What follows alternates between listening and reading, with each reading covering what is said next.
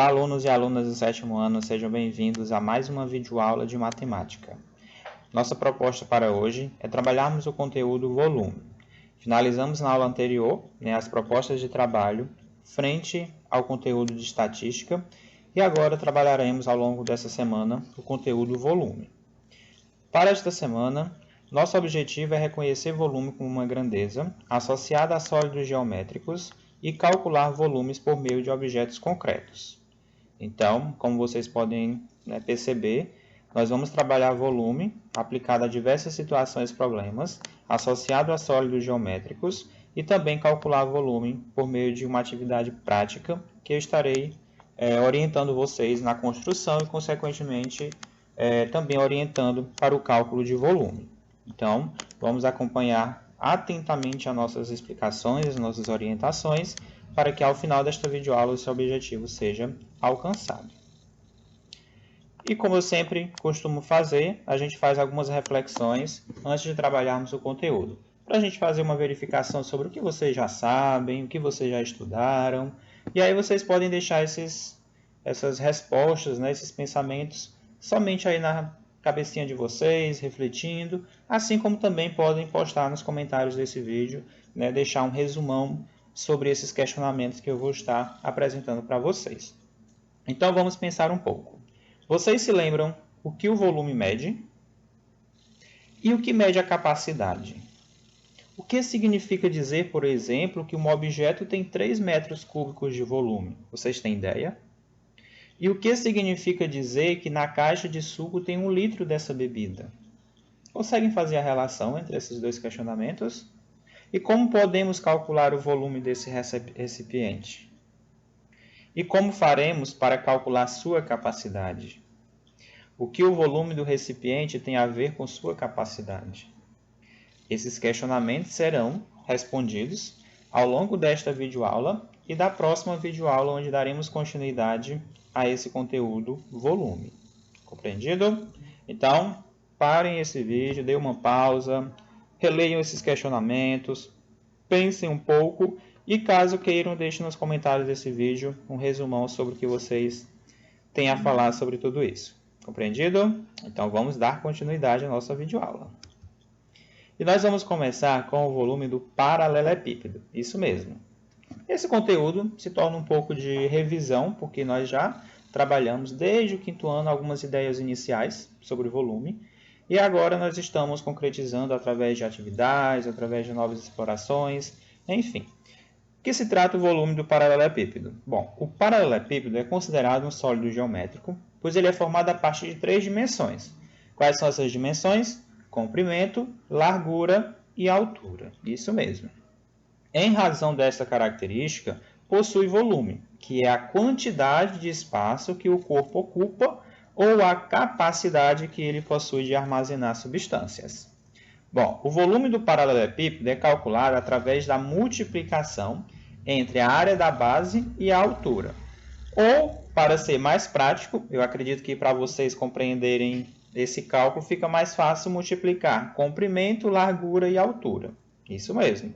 Vocês vão calcular o produto dessas 3 dimensões, comprimento, largura e altura, considerando sempre que as unidades de comprimento das dimensões sejam as mesmas. O que é que isso significa, professor? Que se o comprimento está em centímetro, todas as outras dimensões também devem estar em centímetros. E assim para todas as outras medidas, metros, decímetros.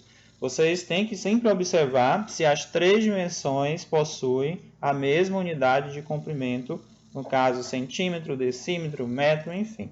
Vocês têm que ficar bastante atento a isso. Já é uma dica para a nossa atividade do livro didático das próximas aulas. Vários objetos possuem o formato de um paralelepípedo. E aí a gente já conhece vários exemplos, como uma caixa, uma piscina, um aquário, dentre outros objetos que nós iremos conhecer também no desenvolvimento de nossas atividades. Então a gente tem aqui um exemplo de um aquário que possui o formato de um paralelepípedo e que possui as dimensões 50 centímetros de largura, 20 centímetros de comprimento e 15 centímetros de altura. Então, a gente vai calcular o produto dessas 3 dimensões. Professor, se eu não conseguir associar comprimento, largura, altura, sem nenhum problema. O importante é que você saiba identificar que são essas 3 dimensões, são esses 3 valores que vocês irão multiplicar. No caso, nós temos 50 centímetros, 20 centímetros e 15 centímetros. Calculando o produto, ou seja, multiplicando, a gente encontra 15.000 centímetros cúbicos. Então, o volume desse aquário são 15.000 centímetros cúbicos. Professor, isso equivale a quantos litros de água? Boa pergunta. Próxima aula a gente resolve isso, tá certo? Então, o que é que a gente pode concluir? O volume do paralelepípedo é igual ao produto de suas 3 dimensões. Então, anota isso aí no caderno de vocês, destaquem algum bloquinho de anotações, porque essa informação é muito importante e vocês não podem esquecer. E o volume do cubo? Bom, vocês devem lembrar que o cubo é um paralelepípedo cujas dimensões têm medidas iguais. As 3 dimensões do cubo são dadas pelas medidas de suas arestas. Isso mesmo. Portanto, o volume de um cubo com medida A é dado através da multiplicação. Vejam só, o volume do cubo é o produto das 3 dimensões. Como essas 3 dimensões têm a mesma medida, já que o cubo é composto por vários quadrados, quadrados que possuem lados iguais, consequentemente, arestas iguais. Então, a gente vai multiplicar aresta vezes aresta vezes aresta, sempre o mesmo valor, pois tem a mesma medida, que nós podemos também interpretar como A elevado a 3, ou seja, nós vamos pegar essa medida da aresta e elevar a 3, ok? E aí é só calcular a potência ou fazer a multiplicação mesmo como vocês desejarem. O que nos leva a concluir que o volume do cubo é igual à medida de sua aresta elevado ao cubo, ou seja, elevado a 3. Hora da experiência. Iria agora fazer uma proposta de atividade prática, onde vocês deverão realizar em casa e em seguida me enviar o registro fotográfico desta atividade conforme o passo a passo que eu estarei apresentando para vocês. Então vamos lá. Vamos começar com folhas de papel A4. Vocês irão pegar algumas folhas de papel A4, que é aquela folha sem pauta, papel sulfite que vocês conhecem muito bem. O tamanho de uma folha A4 é 21 centímetros de largura por 29,7 centímetros de altura. Para facilitar a nossa atividade, a gente vai arredondar a medida da altura da folha para 30 centímetros. Então, já pega uma folhinha sem pauta aí no material de vocês e aí já identifica essas medidas. Vão anotando tudo com muita atenção, que ao final essas medidas serão muito importantes. Então, a gente já sabe as medidas desse papel. E agora a gente vai fazer um corte para a gente confeccionar uma caixa. Isso mesmo, a gente vai confeccionar uma caixa com essa folha que vocês têm em mãos. Então, vocês vão escolher uma medida para fazer um corte nas pontas do papel. E assim poderemos dobrar e construir uma caixa. Percebam que nesta folha, eu já fiz uma demarcação. E aí vocês farão essa demarcação também na folha de vocês, nos 4 cantos. Lembrando que tem que ser a mesma medida. E aí eu trago até como orientação aqui, vamos imaginar que você tenha feito um corte de 3 centímetros. Nesse caso eu fiz de 3 centímetros. Vejam os detalhes que eu fiz nesse papel. Identifiquei as medidas, tudo direitinho, para que a gente possa montar a caixa. Observe nessa imagem que eu faço uma linha tracejada, que essa medida tracejada será justamente a área que eu vou dobrar, e uma linha mais contínua, que é justamente onde eu vou cortar. Então, nós vamos trabalhar tanto com corte como dobradura. Observe os detalhes dos vértices. Atenção! As linhas tracejadas indicarão as partes que nós deveremos dobrar, como eu acabei de mencionar para vocês.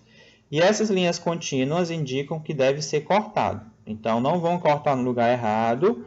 Vamos ficar atento à medida para que a gente consiga chegar ao resultado esperado, ok?